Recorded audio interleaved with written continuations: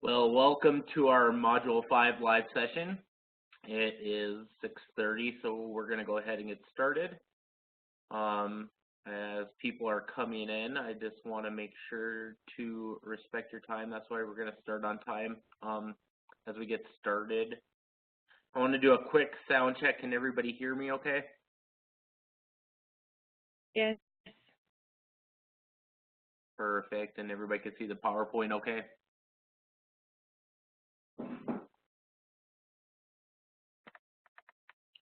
All right, we're in good shape. So welcome everyone to Module 5 live session. In this live session, we'll be covering introductions. We'll be checking in. We'll go over Module 5 journal assignment expectations, important due dates that are coming up, reflection and critical thinking questions from Chapter 8. We'll go over the 6 principles for engaging families in an effective way, and then we will wrap up with a question and answer time. So you guys, if you guys have any questions, you will have that time to ask, and I will have the time to answer for you guys.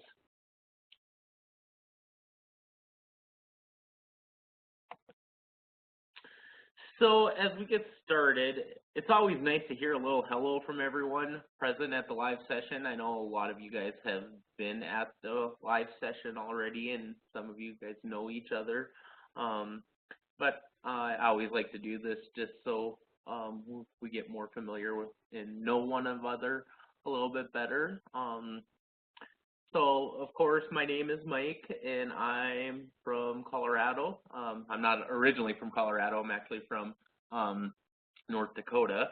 I have my master's degree in early childhood education, and the prompt says, what is your favorite movie as a child and why? And mine, when I was growing up, was Home Alone. I still enjoy watching it to this day and seeing the reactions on the bad guy's face. I think it's I hear background noise. If you can mute the, thank you. If you can mute your background, that'd be great, unless you are sharing something. So now I'm just gonna open it up for you guys to share who you are, which most of you guys know who you guys are, where you guys live, the program you are in, and the favorite movie that you had and why as a child growing up.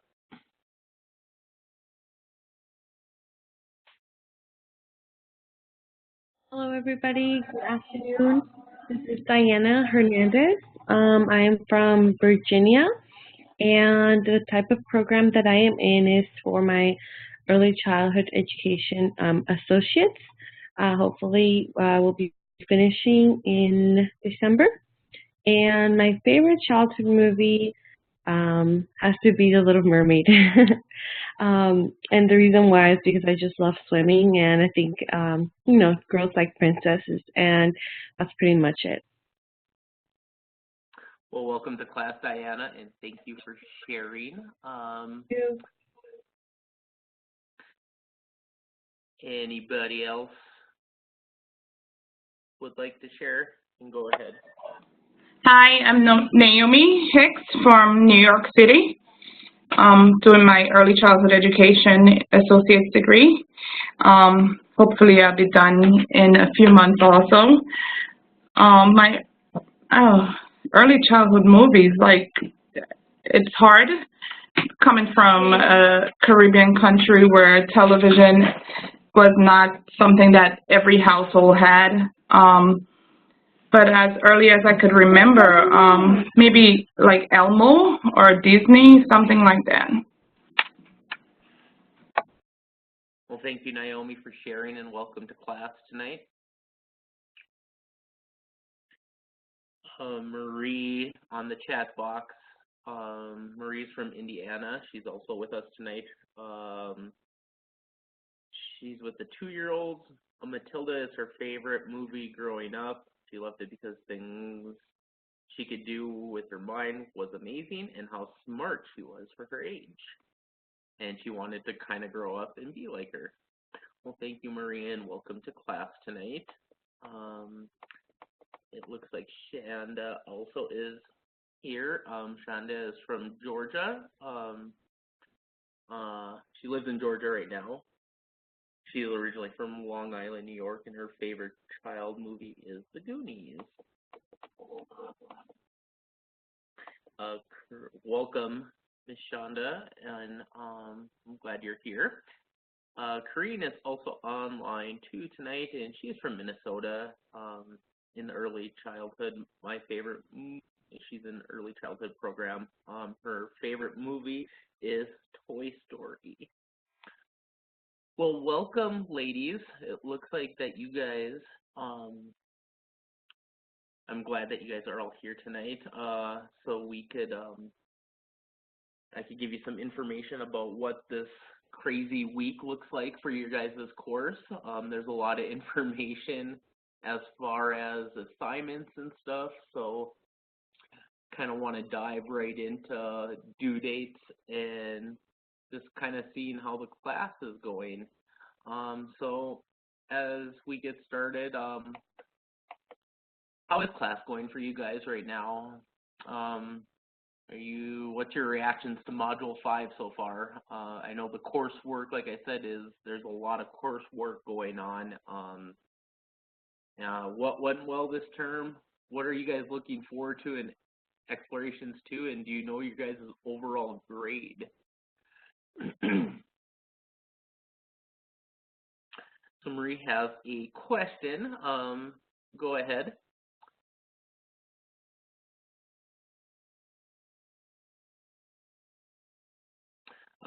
Marie asked if we have a final or a test at the end. No, what you guys have is basically it's your journal assignment, is your cumulative, and we'll go over that a little later. It's pretty much, I think, 12% of your grade, which is kind of like a final, but it's pretty much, that's kind of like your final, but you guys don't have an actual final. It's just a lot of busy work for this week. And then like Naomi said, there's a lot to do. This week is kind of an overload, and then there is next week, it's like a partial week, and you guys have like one assignment, I think, and we will go over that a little later tonight.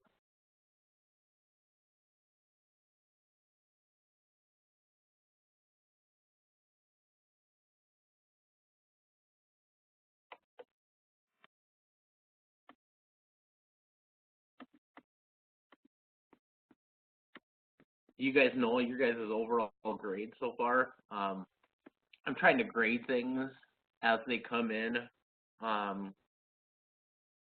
You know, if I have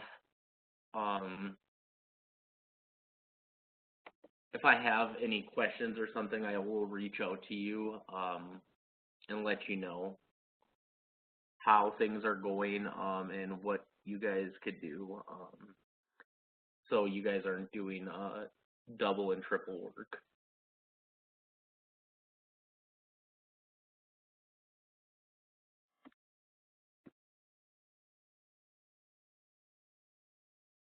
Yes, I try to be prompt on grading. I'm very hyper vigilant. I like to make sure that my students know what grade they got and how they got their grade, and you know, if they have questions or if they're dissatisfied, they have that chance to learn from it and redo some of it to get that partial, you know, to get most of their credit. So I'm going to dive right in to, well, thanks, Shonda. Shonda said she enjoys reading my comments. That's good. That's good feedback for me to hear.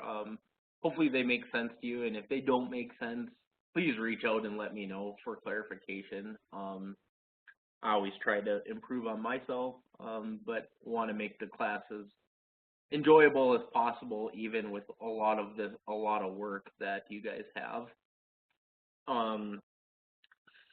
So I'm going to jump in. Seems like nobody has questions about this slide. So I'm going to jump into the journal expectations. Like I said, this is kind of like your final. So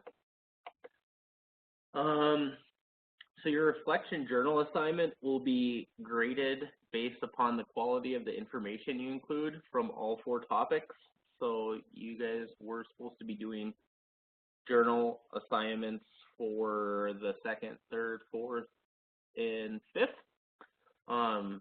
This is worth 50% of the assignment grade for this week. Review your entries from all 4 weeks, revise, do further research, and add any additional information as necessary.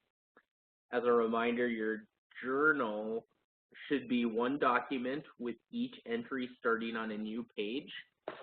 The document should be a running document, but each journal needs to be on a new page, just for clarification. So each entry should include the module it was assigned in and a title. Each of your entries should be a minimum of 1 page typed and double spaced. It can be formatted in a bullet list or other creative format. However you guys choose to do that is up to you.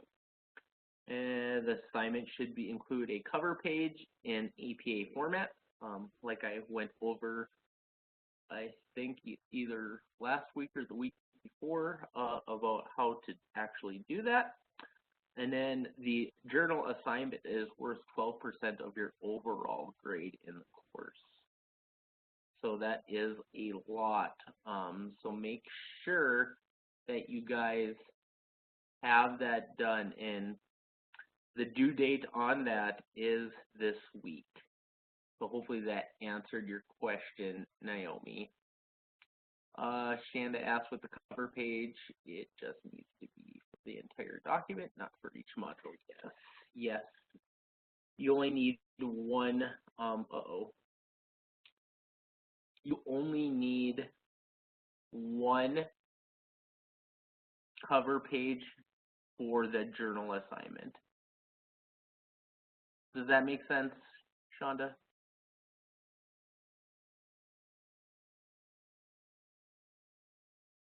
Perfect. Does anybody have any other questions?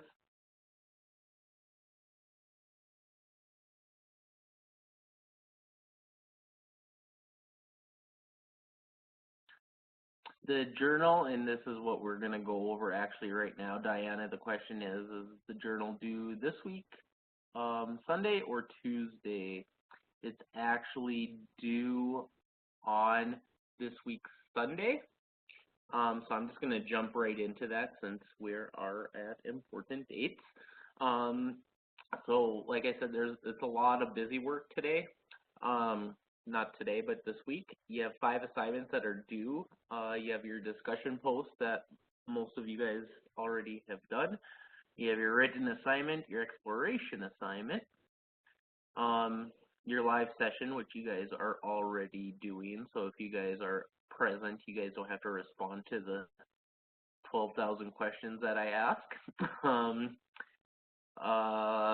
What else? And then you guys have that journal assignment that is due. All assignments, aside from the discussion, are due Sunday, May 6th by 11:59 p.m. Central Standard Time. Your replies need to be due on Saturday for your discussion, like normal. Once again, a reminder that 10% of the assignment grade is deducted for each day. The assignment is late, but late is better than never, so get it in. And assignments are not accepted more than 7 days late. And very really important announcement that the course ends Tuesday, May 8th, so making sure that you guys have all your assignments done by then. In Module 6, you only have 1 assignment, and that assignment is the exploration assignment, which is due on Tuesday, May 8th by 11:59 p.m. Central Standard Time. No assignments will be accepted after 11:59 p.m. Central Standard Time on Tuesday, May 8th. Does anyone have any questions?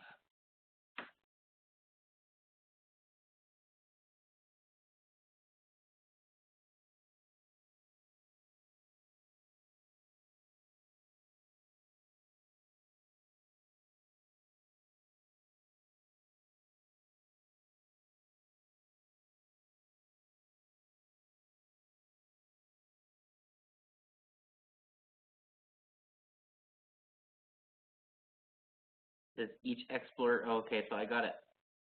A question, does each exploration assignment have to be a different spot? So, Maria, I will get back to you at the end of class because I need to look at what exactly it says for the instruction.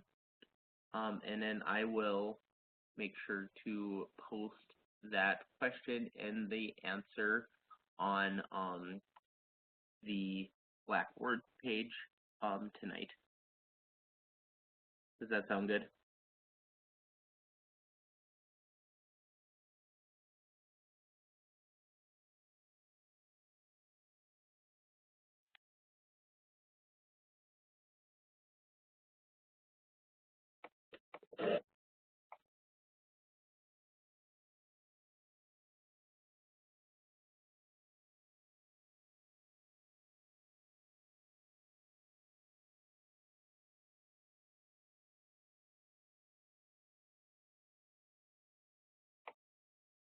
Anybody else have any questions?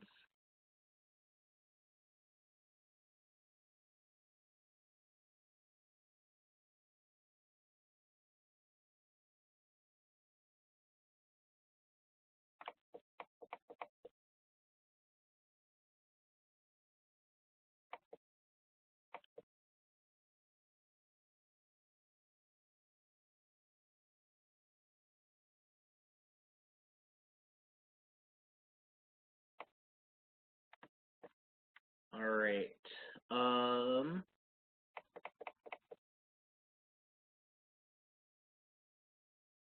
Corrine, I will answer your question a little later. It depends. Let's see.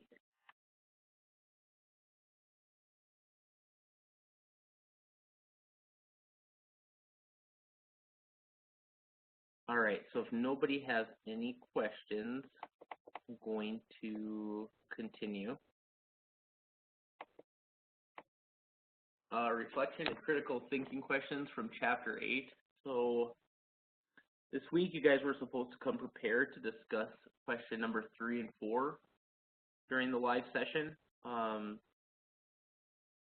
Let's look at question number 3. I don't know if you guys had a chance to get to this with everything that you guys been bombarded with for the course, but we have some questions up here, and maybe we could go over it together, and if you haven't got a chance to look at it, we could just talk through it and participate as we can. So the important qualities need to be good collaborators and communicators. Which ones, if you guys have had a chance to look at this, is the easiest for you to demonstrate? Which one is a little bit more difficult for you guys to demonstrate, and explain why you think that as being a collaborator in early childhood education? Hi, Professor. This is Diana.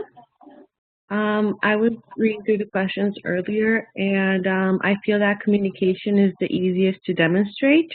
The most difficult quality to demonstrate would be developing good relationships, because it takes time and trust building. And I said communication is easiest because a lot of times when we interact with parents, it's kind of like just telling them the facts. It's like Sarah was doing well. She had a great morning. She did activities. She had a good lunch. She did an hour and a half of nap. She went to the potty, and she's had a great day playing in the playground. So I think communicating with parents is easier because it's kind of just down to the facts, and the difficult quality would be to demonstrate developing good relationships because um, it's hard because you have to put your heart into it. You have to show devotion. You have to show dedication to the parents.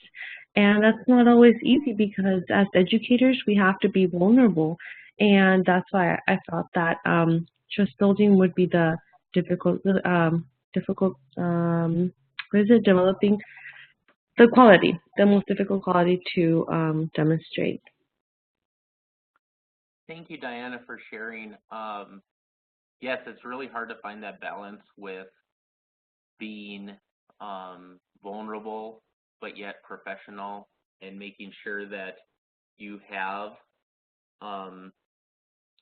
developing that trust. It does take time. It's just like any relationship. To get to know somebody, you need to build that trust. That's kind of like with the kids too. It takes a while for them to actually get to trust you. So I have some questions coming in from the chat.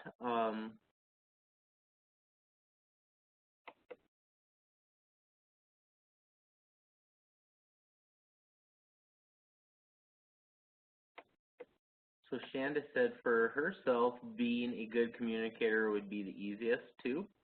The most difficult would be to be a good collaborator because at times we may not always agree and be open to what is being asked. So Shanda, I have a question for you. Just kind of a follow-up question. When you talk about collaborators, what are you referring to? You're referring to the parents, referring to the people that you work with. Can you just elaborate a little bit on that? Marie said the most difficult would be learning at home. We can send home information, but it's totally up for the parents to make time and relay that information. Thank you, Marie. So Shonda said working along with other coworkers and parents as well. Yes, it is sometimes a challenge to collaborate with different departments, especially for us as we're a head start. So we have to, I'm ahead of the education team, but yet we still have to collaborate with the health team and with the family services team and the mental health team and the nutrition team and the county and the state and the federal, because we are a federally funded program. So yes, I do understand that it is hard to collaborate, but making the time and getting to know one another makes it easier to become a better collaborator and getting to know the person.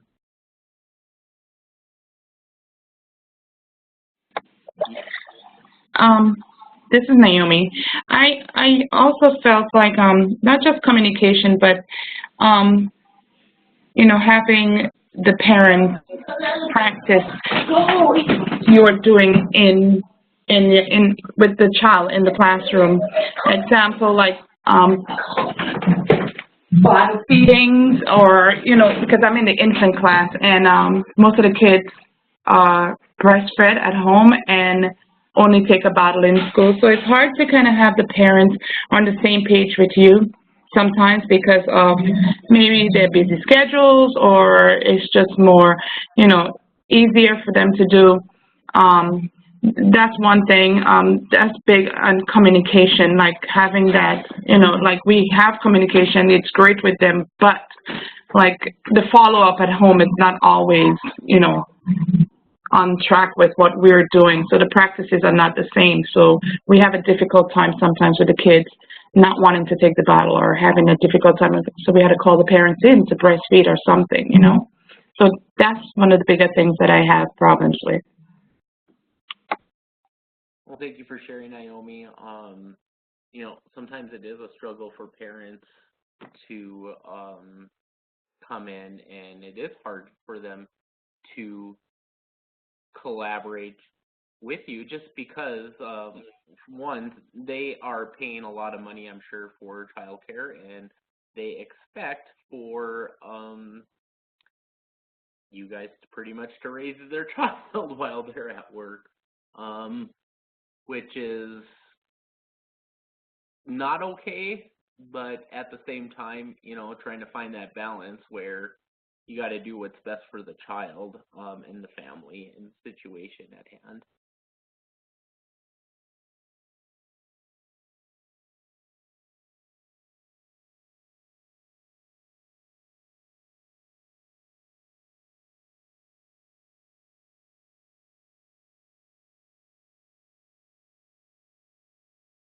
So it looks like Corrine said most of their information is sent through an app. What kind of apps do you use, Corrine?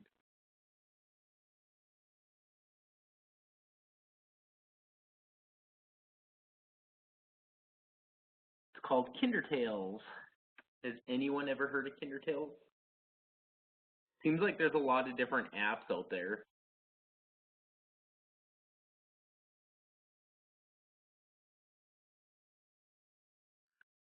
Yeah, I haven't heard of that either.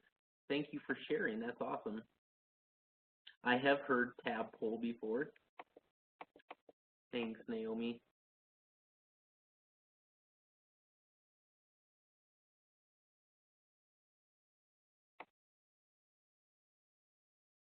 And Marie, they use Dojo. I've never heard of that either. Perfect.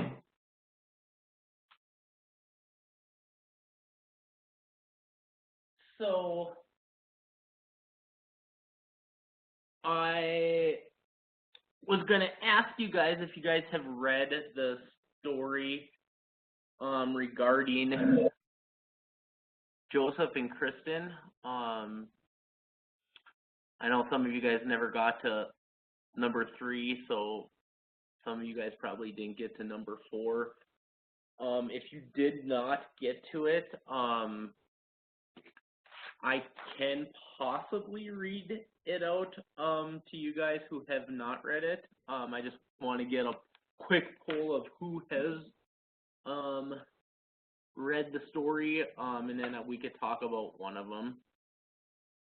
Diana did, Shonda has not.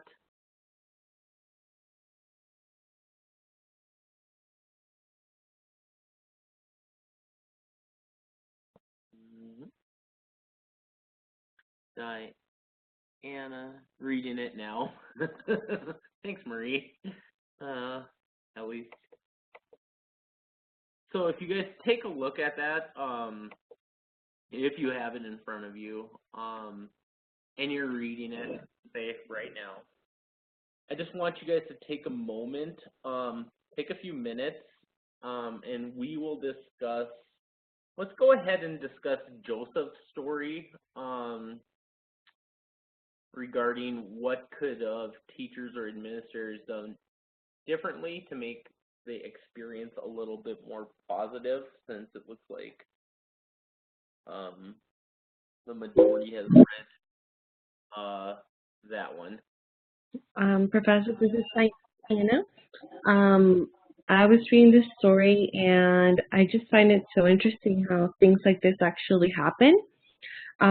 First of all, when Joseph was saying that the playground, situation, I think that, even if children are not supposed to be in a playground or somehow sneak onto the playground, there's absolutely no reason why anyone should think it's okay to pull them by the ear or to in a very rude or aggressive manner, drag them from the playground into the classroom, like hurting their feelings and whatnot. That's one of the things that they could have done better. I think that children are so tender-hearted that we have to be so careful because it's connected with their self-esteem, which is what we've been learning about also. And, I think that that's one of the things that the administrators could have done to make their experience better.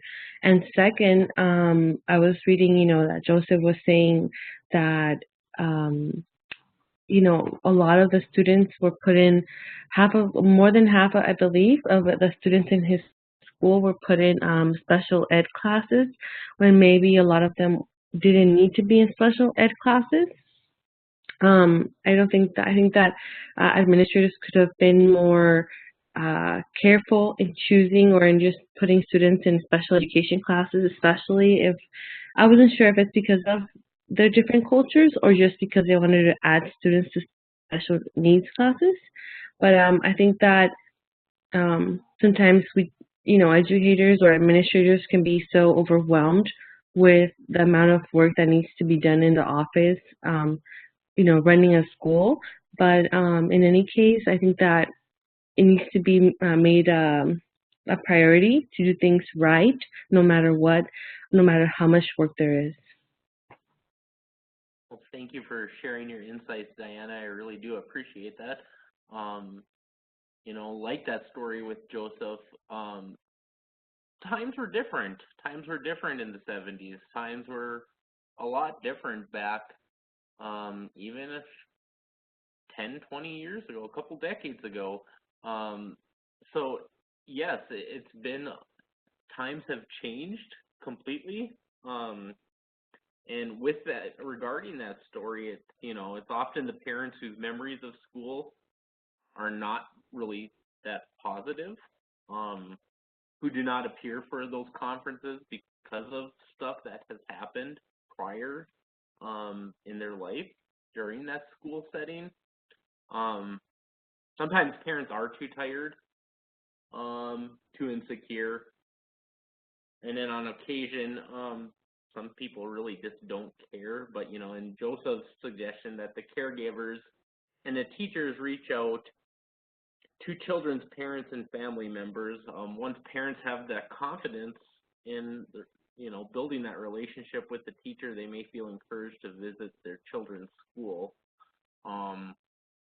In that setting, back in the day, I mean, history has displayed so much, it's just different. I remember my uncle growing up in the 60s and the 70s talking about that his teacher, so he got in trouble because his hair was too long.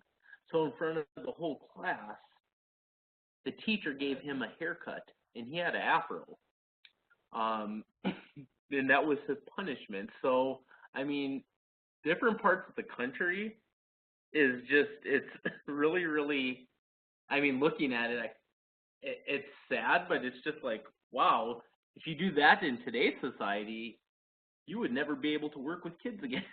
I mean, it is really, really sad to see that, but the transition from back then to now, it is a lot better.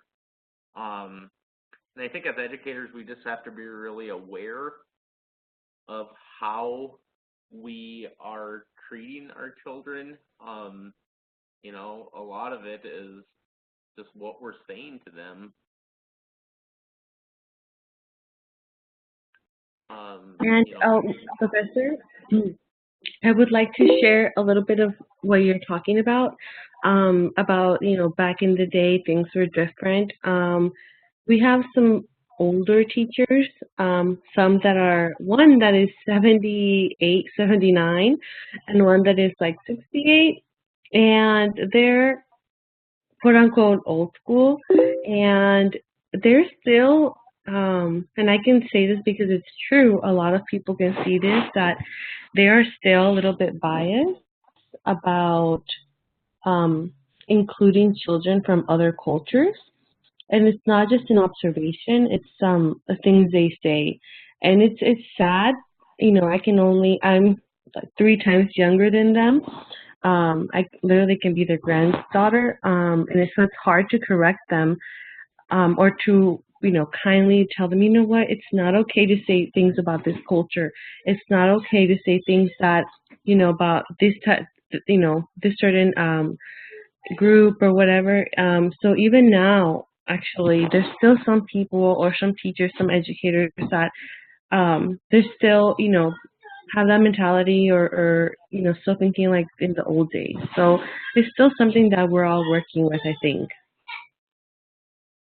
And you're exactly right, and I don't think, well, it will change eventually when they retire or, yeah, when they retire. But I think that, like you said, there are still a lot of people. Be honest, my grandma was one of them. She's almost 100 years old, and she's very biased about different things. And I'm just like, Grandma, no, no, no, no, no. I mean, that maybe was then, but this is now, and this is a change. And it's hard to really, really. I feel like age, our grandparents' age and the older ages have really, they're really stubborn and they're really set in their own ways. And it's hard to move to more positive education and trying to teach them that this is not okay. This is not how our society should be. And I mean, think about all the school shootings that there are, and just shootings in general.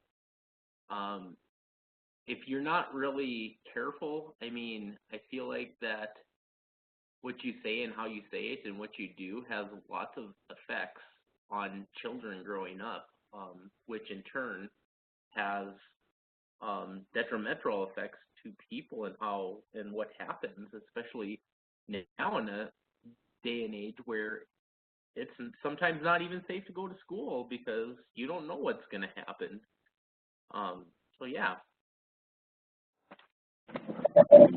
If I may comment, I think when we say back in the day, it's, everything was different.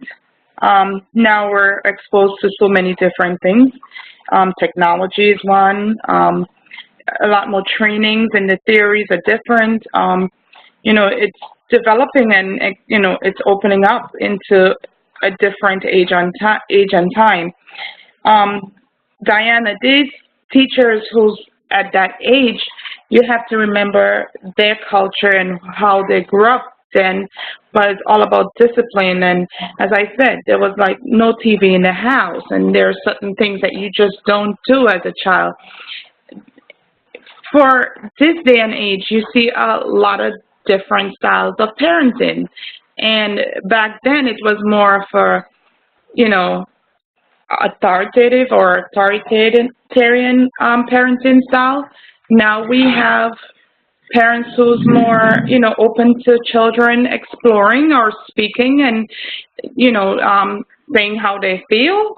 Back then, we didn't have that. And again, with the culture thing, it's because they were so stuck into what their beliefs and cultures were. They weren't, they wasn't exposed to a lot of the different cultures of different people and how to, relate to them and how to speak about them.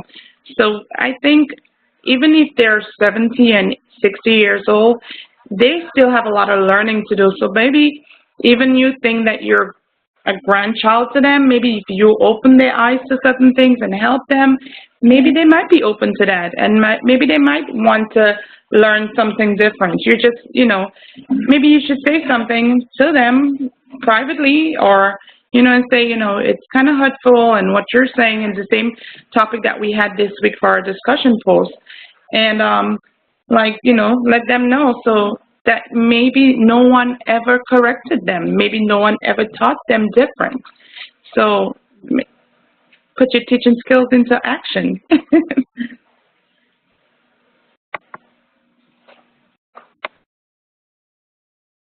Thank you for sharing, Naomi.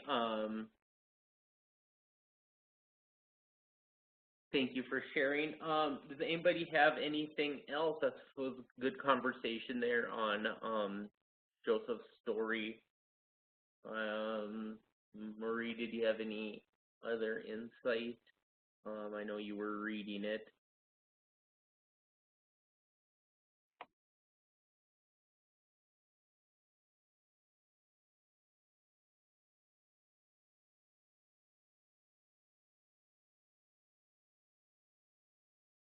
All right, so if nobody has anything else, I'm going to move on to the very next thing. So thank you guys for sharing that. We're going to talk about the 6 principles of NACE's effective practice for family engagement that outlines for engaging families in an effective way. There are 6 of them that we're going to go over, and then I'm really going to hit on number 2 of the principles. So, so let's talk about, I'm going to talk real quick a little bit about principle number 1. So principle number 1 is programs invite families. These are ways that you guys can communicate with the families and stuff that you can do. Maybe you guys are already doing it right now in your schools. If not, this is probably some good ideas, and then I will dive in a little bit for the principle number 2. So principle number 1 says programs invite families to participate in decision-making and goal setting for their child. Programs invite families to actively take part in making decisions concerning their children's education.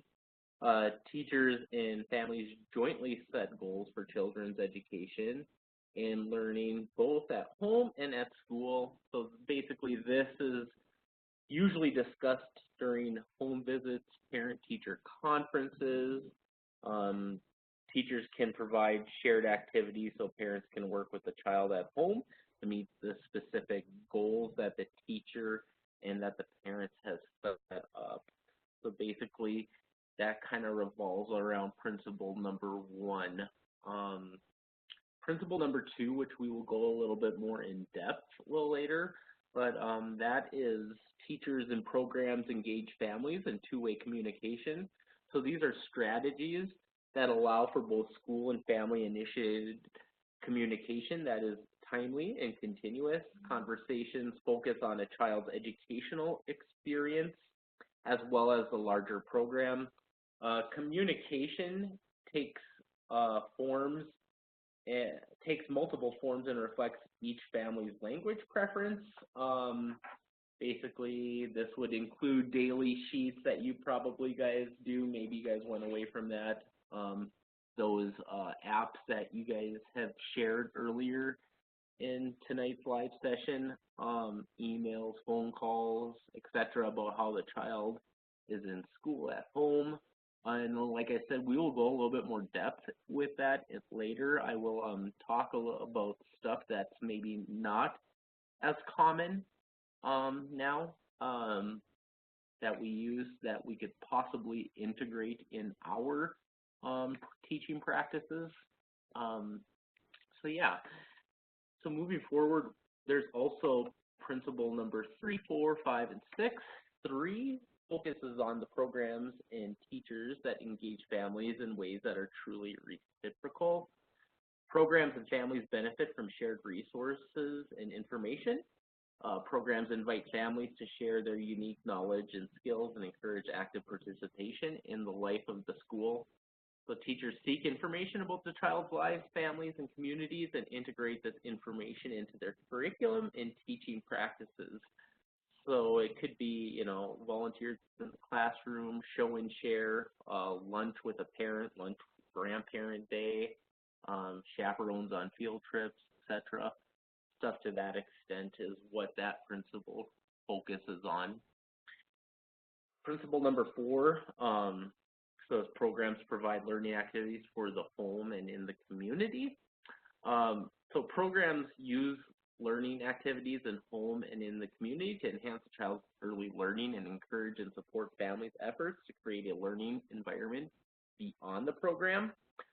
This is kind of like our center that I'm currently at offers like yoga classes to parents and outside vendors. We have a cultural literacy festival where it's open to the parents and the people from the county that they can come in and eat for free.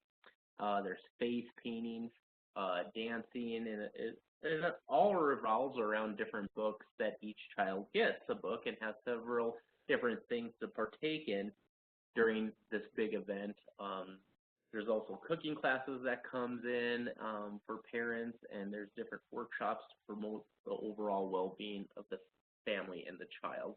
So that's kind of what principle number 4 looks at. Principle number 5, programs invite families to participate in program-level decisions and wider advocacy efforts. So programs invite families to actively participate in making decisions about the program itself.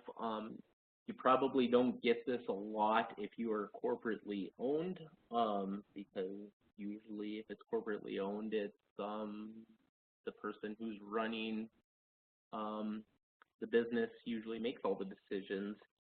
So number 5, that's kind of what it looks like. It looks like that programs invite families to advocate for their early childhood education in a wider community. So there's like parent meetings. Through surveys, people are asked if they would like to actively be a member of the governing board that makes decisions about the program. So basically, it's just offering that opportunity to the parents to be part of the decision-making process. And then number 6 is implementing that decision-making process. So basically, it's programs institutionalize family engagement policies and practices and ensure that the teachers, administrators, and other staff receive the supports they need to fully engage in families. So it kind of looks like parents or family members who are selected, so kind of 5 and 6 kind of go hand in hand. So if the family members who are selected, they sit on the school board, say, for 2 years, and then they make cohesive decisions about the program decisions, policies, hiring, program calendar, curriculum that they should use, etc.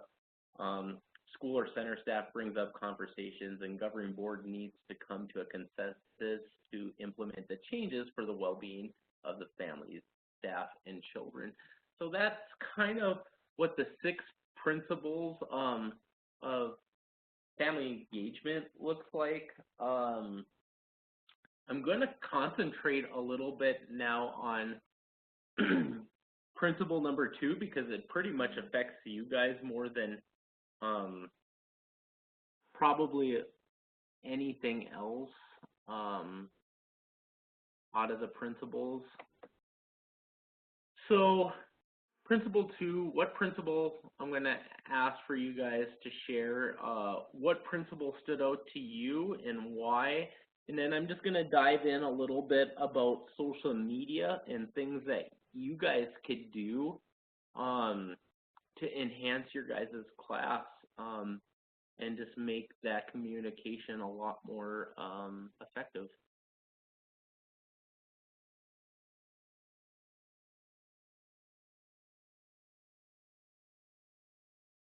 Sorry, I talked a lot.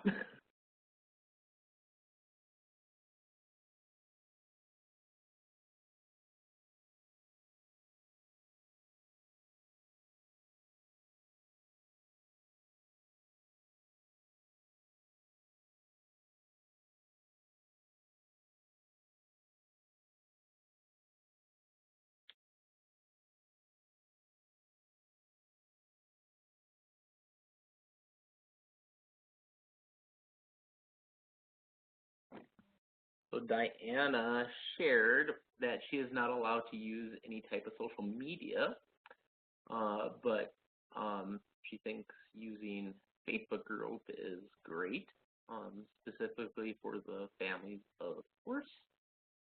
We actually have a Facebook group for our Head Start family, and there was a lot of avenues that we had to take because where I work for the government through the county, and then through the county we're also federally funded. So it was a big onion layer to go through and try to get that actually set up. But we have got that set up just this year, and there's some families that is engaged, some that are not, but since we serve a lower income population, sometimes it's hard for them to get that internet access to have that connection.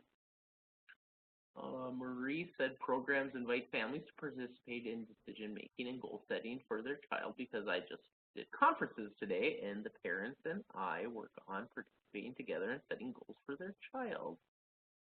Thank you for sharing, Marie.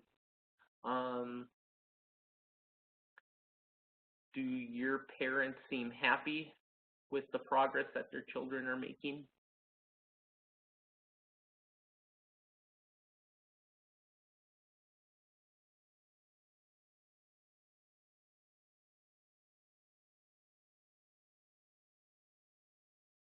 Donda said we don't use social media, but we have a lot of functions.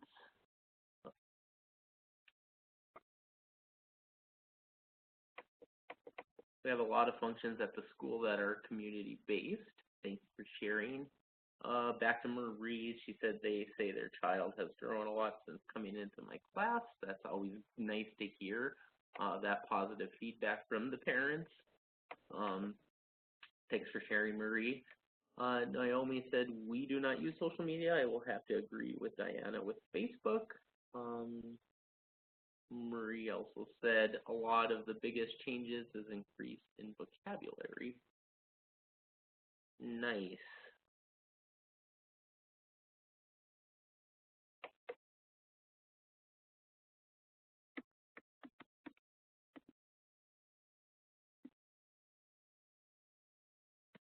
So I want to just touch upon, I know there's some things that some of you guys are talking about that you can't use social media in the classroom because of X, Y, and Z. There's a lot of reasons why people will not let you share stuff. A lot of it is probably because that the person who's in charge probably doesn't want to have that burden on them, would probably be my guess on that.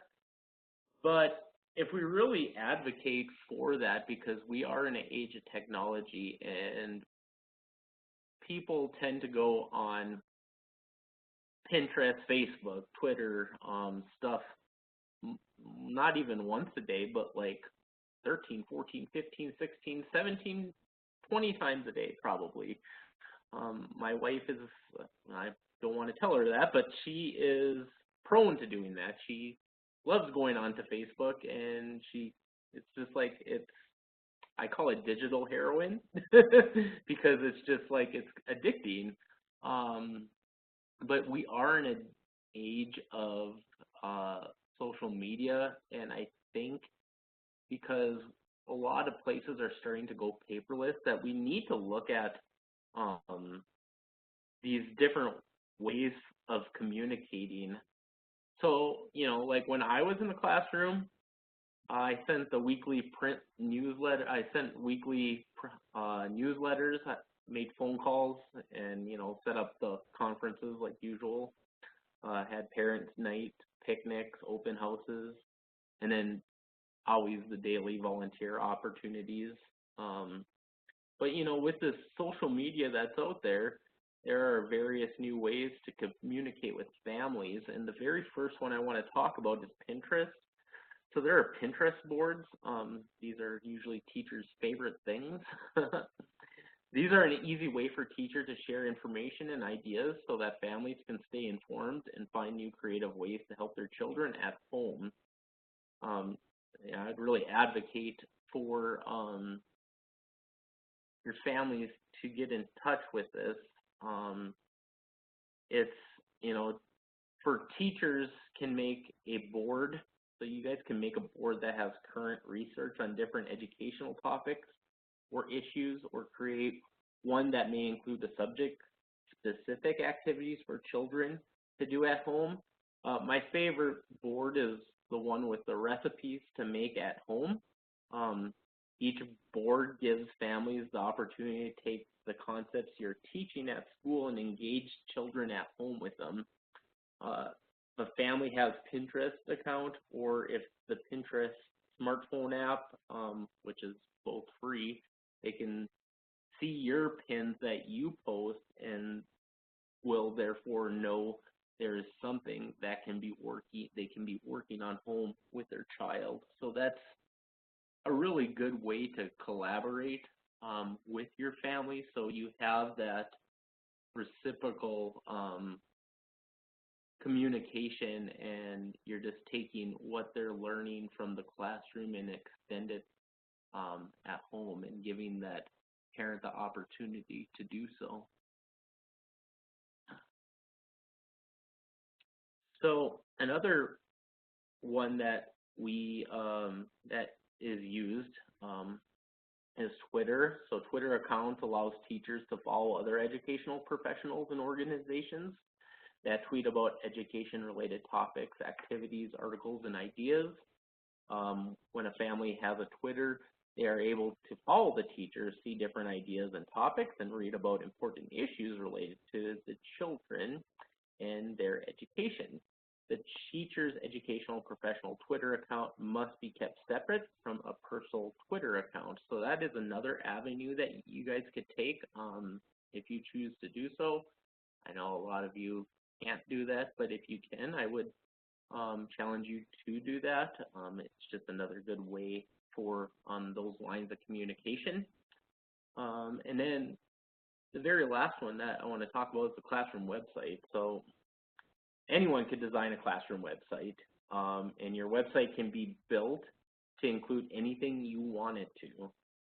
Some important things teachers can include on their websites may be daily schedules, weekly or monthly calendars, snack calendars, classroom rules, dress code information, things you're working on at school, engaging activities to try at home, pictures of students with permission of your school and the families, and anything else you feel important.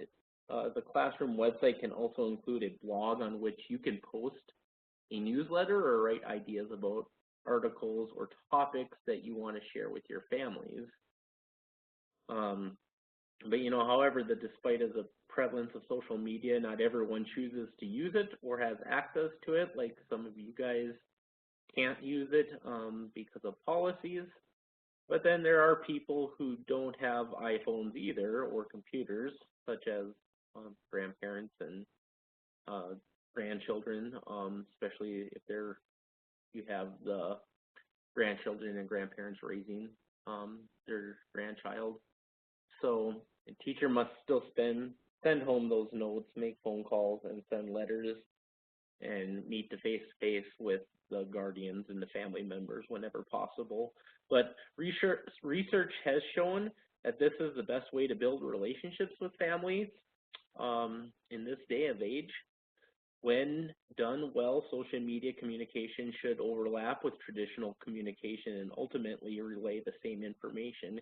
In addition, to help parents and grandparents who might not be as familiar with social media, it may be useful to send home information about your social media platforms in a written newsletter and explain them thoroughly at parent night. Some of you may need help setting up these pages. It may even be helpful to set up a brief training session at the beginning of the year. But once you have your families on board, social media is a great and easy way to keep your families up to date on what's going on with the children in your class. So yeah. So that is a couple different things from Principle 2 that I wanted to share with you guys. So the very last thing, what can we do as educators to engage families in two-way communication, and what do you guys currently use, and is it effective? Why or why not?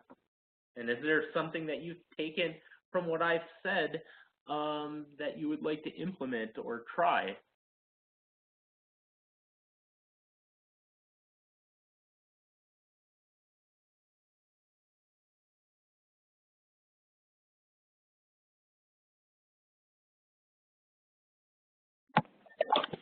Hi, as I said before, we're using tadpoles, and through tadpoles we can email our parents and go back and forth with them about different issues, or Just a basic phone call most of the times. You know, have a teacher come into the classroom and we can speak to them. But most of the times we do email through our tadpoles. Do you get a lot of if you have to make a telephone call, Naomi, do you actually get a lot of response that way? Just curious. Yeah, yes, I do. Yes, we do. Okay. Yeah, most of our parents are very engaged with, you know, the child's daily activities. Perfect.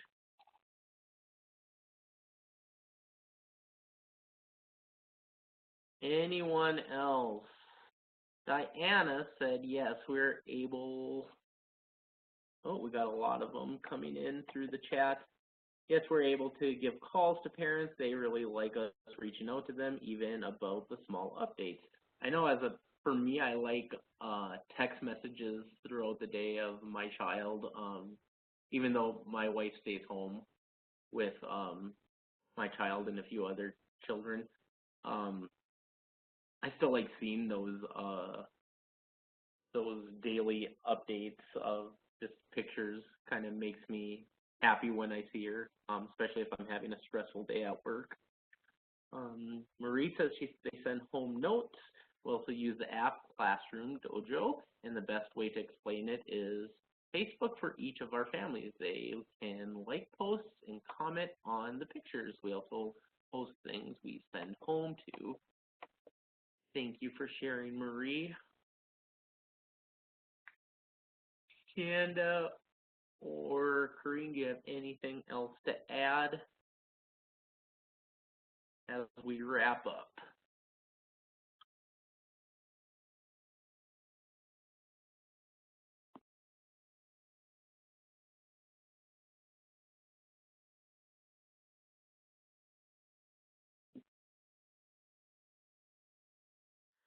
Shanda says we use daily sheets, but whenever I get the opportunity to speak with parents, I like to inform them on their child's progress.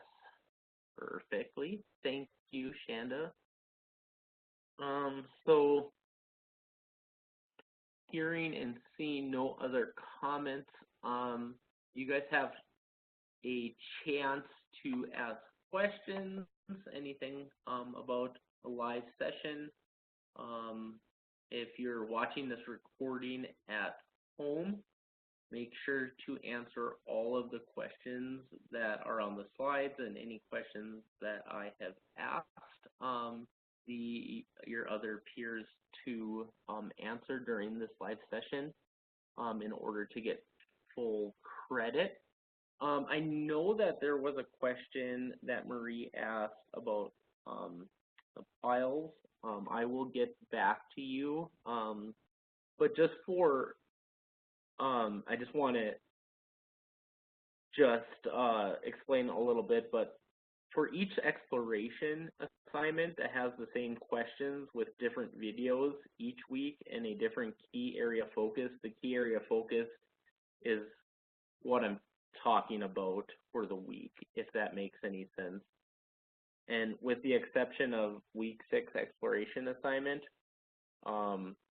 which has different questions, so I don't know if that really answers anything, Marie, but I will look into your question and I will respond to you and the whole class. Does anyone else have any questions?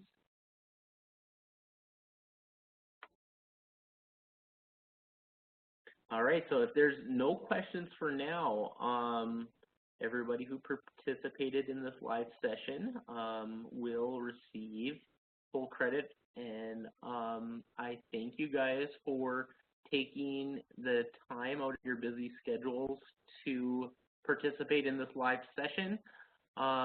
If you have any questions between now and to the end of class, feel free to reach out to me. Make sure to take the survey. There should be a post survey at the end of the class. I think it will populate probably next week. And I hope you guys, I wish you guys well in your future endeavors.